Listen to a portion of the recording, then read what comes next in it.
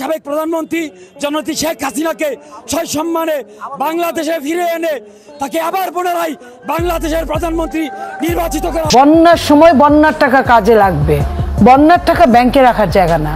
তাদের এক একজনের চলাফেরা এগুলা কিন্তু প্রশ্নের সম্মুখীন হচ্ছে। সকল ষড়যন্ত্রকে ছিন্ন করে দেশরত্ন শেখ হাসিনাকে দেশে ফিরিয়ে আনবো ইনশাআল্লাহ। জয় বাংলা, জয় বঙ্গবন্ধু। কোটা সংস্কার থেকে বৈষম্য বিরোধী ছাত্র আন্দোলন, সেখান থেকে এক দফার দাবি নিয়ে ছাত্র জনতা এবং সাধারণ জনগণ মিলে দেশ থেকে ফ্যাসিস্ট সরকার হটিয়ে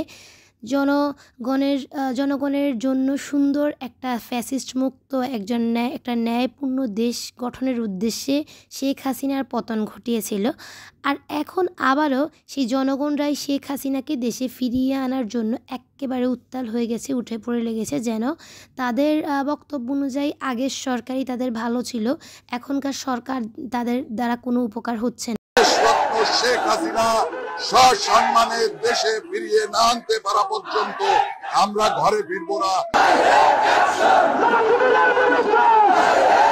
মুজিবাদর্শের সৈনিকরা অবিলম্বে এই ইউনূস সহ সেনা সমর্থিত সরকারের পতন ঘটিয়ে শেখ হাসিনার সরকার কায়েম করবই করব।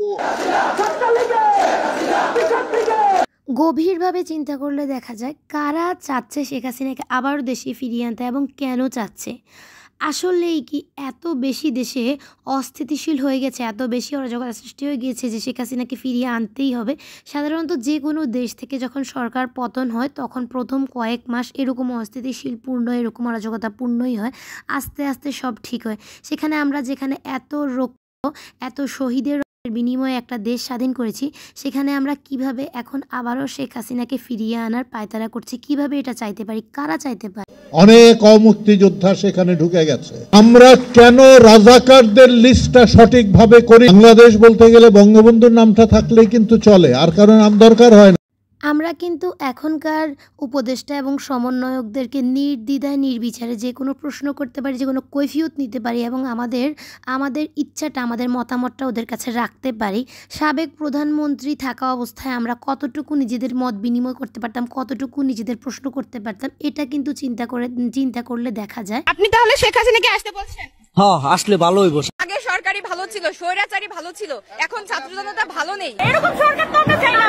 দেশ তো স্বাধীন করি নাই এরকম দেখার জন্য আমরা তো এখনো পরাধীনতায় আছি।